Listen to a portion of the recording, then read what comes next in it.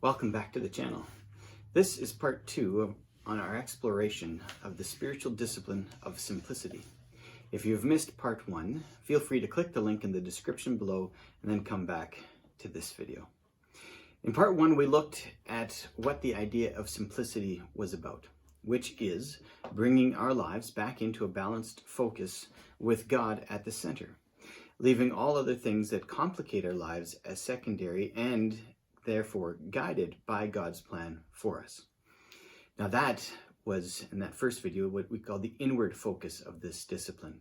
In this video, we're going to look at the outward side of simplicity. As we come more into balance in our inner being, there will naturally be an outward effect that will be noticed by others and will in many ways shape how we interact with others and the choices and the priorities that we make. So what does the discipline of simplicity look like when it is acted out in our lives as a result of an inner practice? Now, Foster offers what he calls 10 controlling principles for the outward expression of simplicity. Now, it is important to note that these are not rules, nor are they laws. This isn't a legalistic list, nor are they the only way that this discipline can be expressed or decisions can be made based out of this to practice simplicity. They are, however, excellent places to start and to use as guideposts to help keep you on track. And keep in mind that this discipline is about clearing away the complicated clutter in our lives spiritually so that we can have the freedom to enjoy Jesus and have Jesus as our central focus. If any of these following 10 principles get in the way of that ultimate goal, then that is not something you should be doing, nor should you be attempting to implement them into your practice of this discipline. Let's get started. Number 1, buy things for their usefulness rather than their status. For example, buy a car for its utility rather than its prestige. Consider your clothing. Most people have more clothes than they really need, and we tend to change out our wardrobe long before the clothes have worn out themselves. This is not because of a need, but a want to keep up with current trends and fashion. This comes from a need to impress and pulls our attention from what are really God's priorities. The second point, reject anything that is producing an addiction in you. Addiction is not limited to just drugs or alcohol. Learn to distinguish between a healthy psychological need, such as perhaps maybe being in a cheerful surrounding, and a controlling addiction. If you find yourself scheduling your life around TV shows, then consider giving up your cable service or even your TV. Consider the technology that is so readily to hand. If you can't go for any amount of time without checking on your social media feeds, if you find your phone, for instance, is constantly in your hand and you can't engage in a conversation because you're always looking to see if you've missed something on a social media feed or email or something like that, perhaps maybe it is time to give up those social media accounts or even switch away from using a smartphone. We can go on and on regarding this principle, this idea of addiction. But the thing to remember is that an addiction is something that is beyond your control. And if it is beyond your control, that means it's likely in control of you. It also means that you are likely going to need help from those around you to help break you free from the habit and the addiction. How can you tell if you have an addiction? Foster suggests that we watch for undisciplined compulsions, as those are likely to point to an addiction or developing addiction in your life. Number 3, develop a habit of giving things away. If you find that you're developing an unhealthy attachment to something, consider giving it away to someone who will need it more than you. De-accumulate, or if you prefer the term, declutter.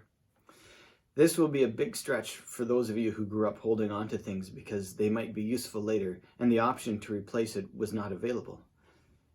But you do need to be careful that your frugal approach does not lead you into a habit of hoarding. Make a plan, perhaps every year, to go through your things and get rid of those things, give them away, sell them, whatever the case may be, that you have not seen, perhaps, for a year or more. Odds are that you will not be needing them anytime soon. This practice also helps to remind you of what you do have and that you should perhaps put some of them to better or more frequent use. Number 4, refuse to be taken in by the marketing that tells us we need to have the latest gadget out there. Companies spend millions of dollars on the single task of trying to figure out how to get you to buy the latest thing all the time. Don't get sucked into that. Often the latest thing is not the greatest thing and won't last or serve you as well as something that is tried and true. Think of the difference in the quality of toys from 30 years ago versus the quality today. Today's things are built to break so that the consumer gets entangled in a cycle of constantly needing to replace things. Number 5, learn to enjoy things without owning them. Now, do not hear me say, go out and steal stuff. That's not what is being said here. What is being said is that there are ways to enjoy a variety of things without having to be a slave to purchasing them and thus having control because of that idea of possession.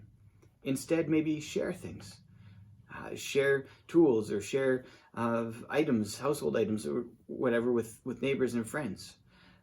Co-own, if you will, in that way. Make use of public spaces for walks and enjoyment. Go to the public library to accomplish your reading lists and to expand your library. Number 6, develop a deeper appreciation for creation. The more stuff we try to get, the more time we have to spend finding ways to acquire and keep them. Often this is at the sacrifice of being able to stop and enjoy the wonder of creation around us. Take time to be outside, to listen to the birds, to enjoy the feel of the breeze and the sun on your face, and yes, to enjoy the calm of freshly fallen snow, even though you maybe aren't winter season people. Number 7, look with a healthy skepticism at all buy now, pay later schemes. Yes, there are times when something is needed and the funds are not available, and you have to enter into a finance deal of some sort. I get that. That happens. We're all there. But most of the buy now, pay later marketing is geared towards making it easier to convince the consumer that we can't wait until it is prudent, but we can have all we want right now and worry about the details later. This is an unhealthy indebtedness, which is something that God speaks out against in the Bible. If you are tempted to buy something under one of these financing plans, easy payment ideas, maybe take a day or two to evaluate whether you really need whatever it is. And if this method of purchase and to determine if this method of purchase is really going to be the best for you in the long run. And I say that because many of these buy now, pay later schemes have hidden terms and hidden fees in these too good to be true deals that end up costing you more than what you had bargained for in the initial deal. And number 8, obey Jesus' instructions about plain, honest speech. In Matthew chapter 5, verse 37, Jesus says, "Let what you say be simply yes or no. Anything more than this comes from evil." Simple speech that is not filled with half-truths and half-flattery and false flattery. Be known for your honesty and integrity, both in your speech and in your action. Now, while this might sound like a simple thing, it is not so easy to practice. So the truth of this difficulty is that we are often afraid of what others will think of us, and so we try to hide any perceived inadequacies behind complex and ingenuine speech. Now, Jesus encourages the opposite and advocates that simple honesty will elevate a person higher than any other efforts. Number 9, reject anything that breeds the oppression of others. By this, Foster means that we should avoid any any action or thing that places us in a position of thinking or being better than someone else, whether that is purchasing items made in known sweatshops or oppressing our spouse because we feel certain tasks are beneath us. Misbehavior in this will breed racism, sexism, and unhealthy nationalism in a person.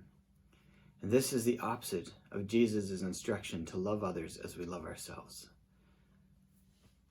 And finally, number 10, shun anything that distracts you from seeking first the kingdom of God. Now, of course, this could be a statement applicable to and summing up all of the previous principles, and really is at the heart, as we looked at last video, of what it is to practice the spiritual discipline of simplicity. But it still bears stating here. It is easy to lose focus on the things of God in our pursuit of legitimate and even good things, jobs, family, friends, security, and so on. And while these are not bad in and of themselves, they can very quickly demand all of our focus and attention if not pursued in balance with keeping Jesus at the center of our focus. If you find yourself finding excuses to blow off God in order to pursue or give time to something else, then you can be assured that you're moving towards an unhealthy and complicated life and away from the discipline of simplicity. When this happens, stop and reorient yourself back towards God and his goals for you. I hope this list hasn't overwhelmed you, but has helped to point your feet on the path to a deeper relationship with Jesus. And if you struggled to keep up with all the points, I'll repeat them down in the description to the video below. Let me close with words from Foster. May God give you and me the courage, the wisdom, the strength, always to hold the kingdom of God as the #1 priority in our lives. To do so is to live in simplicity. Goodbye for now.